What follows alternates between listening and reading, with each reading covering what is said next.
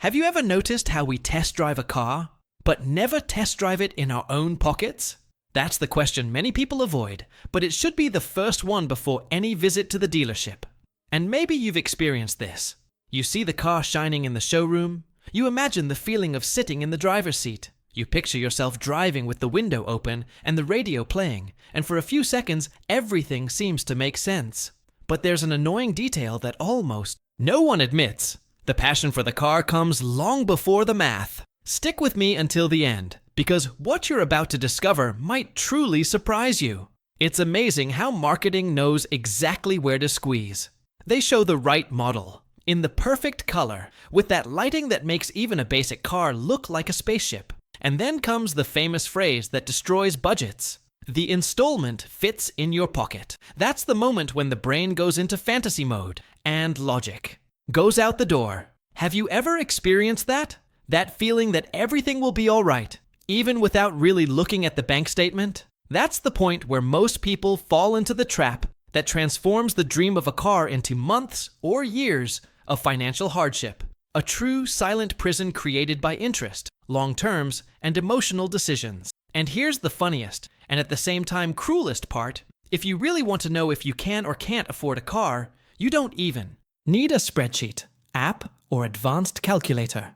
Just look in the mirror. If you look away when you see a bill, if your heart races when you get a notification from the bank, or if you need to take a deep breath before opening your statement, you can already guess the answer. It sounds like a joke, but this is the test that almost nobody does. The basic financial reality check that reveals whether a car is within your reach, or just within your desires. Today, you'll discover the simplest, fastest, and most direct test possible to find out if the car you want fits your real budget, or if it will become a burden that drains your income every month. We're going to talk about a principle that acts as a real reality check in the world of personal finance, the 24/8/10 rule. This rule is the kind of tool that reveals in seconds what many only realize after years of paying interest. It shows whether the purchase is healthy, or if you're about to become a hostage to financing, believing you made a good deal when, in fact, you fell into one of the biggest hidden money traps that exist in modern consumption.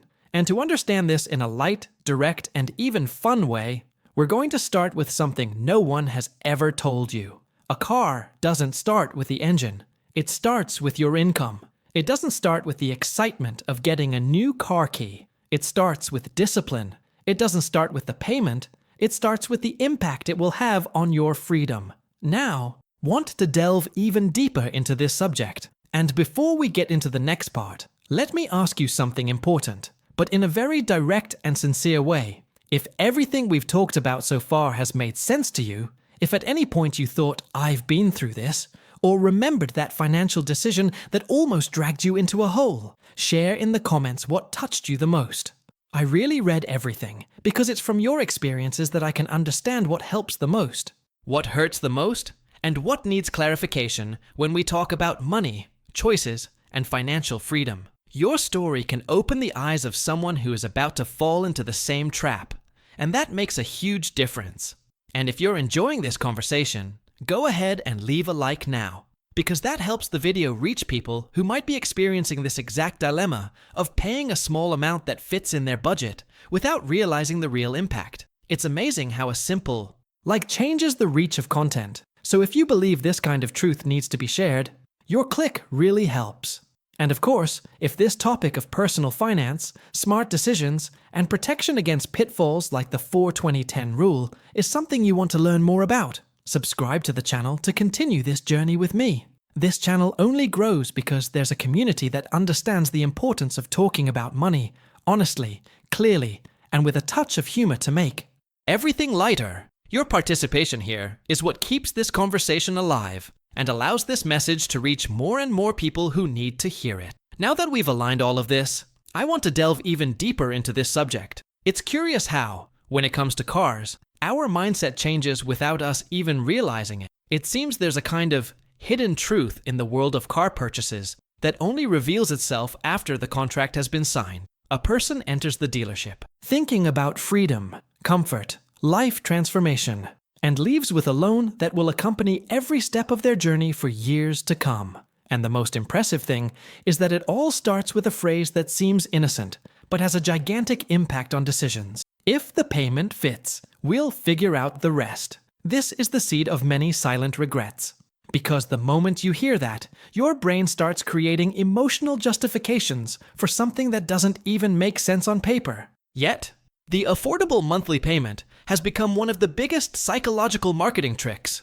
It's as if the dealership is telling you that you're in control, when in reality they already know exactly where to apply pressure. They offer a seemingly low monthly payment, spread it all over an absurdly long period, put a number that seems manageable, like those famous $899 reais for 72 months, and presto, the dream magically fits into your imagination. But imagination doesn't pay interest. People get excited about their dream car, but forget that financing is what really makes a difference in their financial future. And that's the point where many embark on a journey of anxiety disguised as achievement. The most serious issue is that nobody calculates the total impact. Most people only look at the monthly figure, not the final sum. Thinking everything is fine because the installment fits is like only looking at the tip of an iceberg, ignoring the entire gigantic structure hidden beneath the water. Marketing works precisely behind the scenes of emotions, transforming an impulsive desire into a decision that seems rational, but is guided by social pressure, comparison, and that feeling that you deserve something more, even if it exceeds what your income can actually support. And when it finally sinks in, it's too late.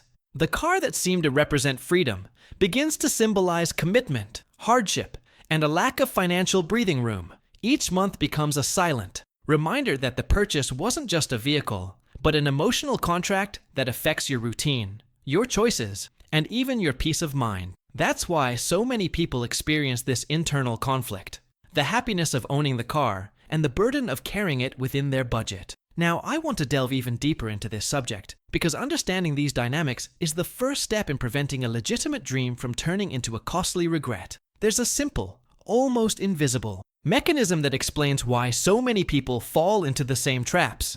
And when you see this mechanism, everything starts to make sense in a completely different way. Comment below. That makes sense to me. The truth is, after the excitement fades and the dust settles, what truly determines if someone is ready to buy a car isn't the vehicle's color, year, or accessories.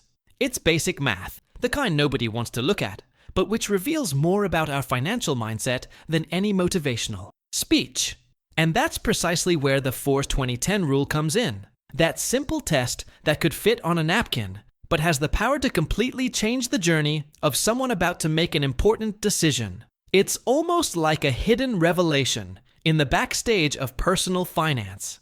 Clear, direct, and with no room for self-deception. The rule is so simple that many people would be suspicious if they saw it written on a bar table. First, a 20% down payment. This already eliminates a good portion of impulse purchases because it requires discipline, time, and planning. Those who manage to save 20% are showing themselves that they're not buying on emotion, but for a real transformation in how they handle money. Then come the 4 years of financing. And here the logic is brutal. If you need to stretch it to 60, 72, or even 84 months, the car isn't in your budget. It's in your dream. And that changes everything. Finally, 10% of your monthly income. If the payment exceeds this, each month becomes a silent negotiation between you and your own salary, taking away space for choices, freedom, and even peace. When you put those three numbers side by side, you realize why this rule works as an immediate test. It doesn't ask if you want the car. It asks if the car fits into your real life. It's almost like a financial mirror that doesn't lie, doesn't soften the blow, and doesn't hold your hand. It just shows you. And the shock comes precisely from that. If you can't fulfill it, or the three of you are driving at the same time, and the car isn't yours. It belongs to the bank. It sounds harsh, but it's liberating when you understand the impact of this revelation. Because ultimately, this test isn't just about cars. It's about conscious decisions, about the behind-the-scenes aspects of adult life, about how small choices define big consequences. The most interesting thing is that when this rule comes into play, it completely changes the perspective. The focus shifts from, how do I make it fit? To, does this really make sense for my situation? This change in mindset creates a clarity that many people have never experienced when buying a car. It's as if you finally see the hidden truth behind the seductive offers, long payment terms, and seemingly affordable installments. It's at this moment that many realize that it's not the car that's expensive, it's life that's out of sync, pushing people towards choices that drain more than they give. And when you understand this simple mechanism, you realize how perfectly it fits into any conversation about financial freedom. Because in the end, it's not just about avoiding bad debt, but about building a healthy relationship with money, a relationship that opens doors instead of closing them. The 4-20-10 rule isn't a punishment. It's a filter that protects you from your own illusions. And the more you use it, the more it pushes you toward smart, sustainable decisions aligned with your future. Now I want to delve even deeper into this subject because there's a layer to this rule that few people realize. And it's precisely this layer that separates those who buy well from those who buy regret disguised as achievement. Write this down.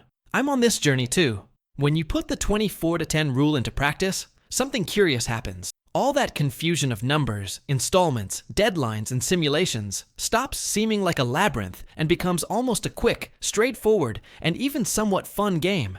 Especially when you realize how much it reveals about the decisions we make automatically. It's as if suddenly a spotlight illuminates the hidden truth behind each tempting offer, clearly showing whether the car fits into your life or if it's about to swallow you whole. And this is where the famous 30-second test comes in. This simple mechanism that dismantles any illusion in less time than it takes you to choose the color of the vehicle. The test works like this. You ask yourself 3 basic questions, almost like an emotional and rational checklist at the same time. The first is about the down payment. If you don't have 20% now, there's not much to discuss. Failed. Not because you don't deserve the car, but because it shows that your financial journey still needs more discipline to avoid hasty decisions. The second question is about the impact of the installment on your income. If it exceeds 10%, it means that even if it seems affordable on paper, in practice it will compromise your monthly balance, taking away your breathing room, your safety margin, and that space everyone needs to deal with unforeseen events.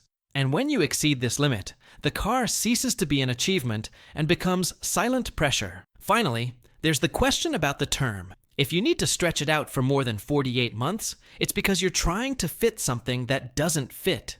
It's like pushing a door that won't open, insisting that a tight budget accept a decision bigger than it can handle. And the most interesting thing is that this test, despite seeming harsh, brings an almost immediate sense of clarity. It gives you back control at a moment when emotion tries to take over. With humor and a touch of controlled exaggeration, you could even say that if you had to do too much calculation, if you opened a calculator, took notes, and still had doubts, the truth is already there. It went wrong.